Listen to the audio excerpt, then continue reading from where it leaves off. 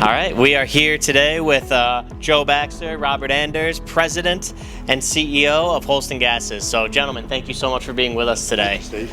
So, earlier this summer, it was announced that Holston Gases would be going through a transition, with Joe, you being named the president of the company, and Robert, you transitioning to CEO. I know it was a long transition, so can you just talk about the transition process and the steps of the transition and what it was like to go through that process? Well, it's been a long process, but we always try to do kind of 3 to 5 year plans. We didn't try to get too far out ahead of ourselves, and about 2 years ago I moved back to Knoxville, our headquarters, and literally worked in the same office as Robert for 2 years, and had lunch every Monday, had a staff meeting every week with all of the staff that's been reporting to Robert for years. So we worked a lot together in the years leading up to it, but definitely the last 2.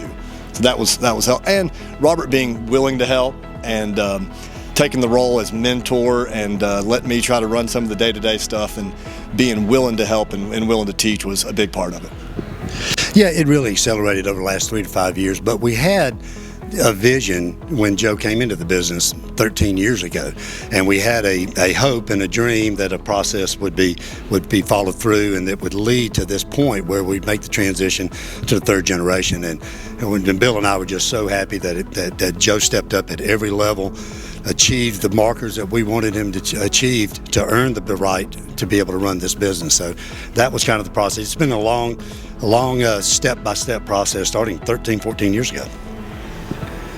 Absolutely. So you talk about transitioning to the third generation of the company. Obviously, earlier this summer, you suffered a huge loss with your father, Bill Baxter, passing away. He obviously left an incredible legacy within the company and obviously within your family. So can you just talk about the loss of Bill Baxter, the legacy that he's going to leave within Holston Gases? Well, I know Robert said this a lot, but Dad was kind of a lot of the vision within the company. Robert's been running the company since '97, so but Dad was a lot of the vision. And I was joking with somebody the other day. I got 50% of my DNA's Bill Baxter, and so if I get 50% of his vision, I think we'll be all right. Bill's dad started the business in 1958, and I give Pat all the kudos in the world for getting the business started. But what we are today, who Holston is today, is due to Bill's focus and his vision.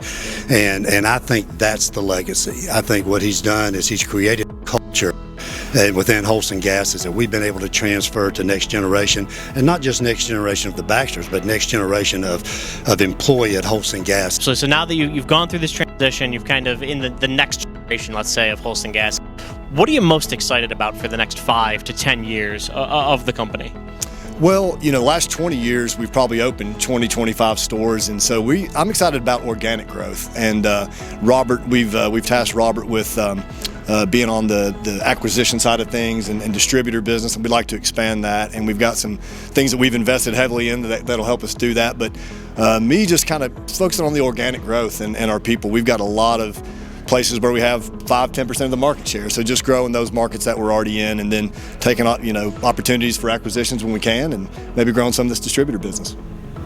Well, 5 to 10 year time frame is Joe's. He's fixing on that. Yeah, at my age, they talk about you don't buy green bananas, but I'm really excited about the next transition, the transition we're doing into consolidating our market share, growing in. So we just got into we've got work to do in just markets that we've entered without expansion, but I got a feeling we're going to continue to expand.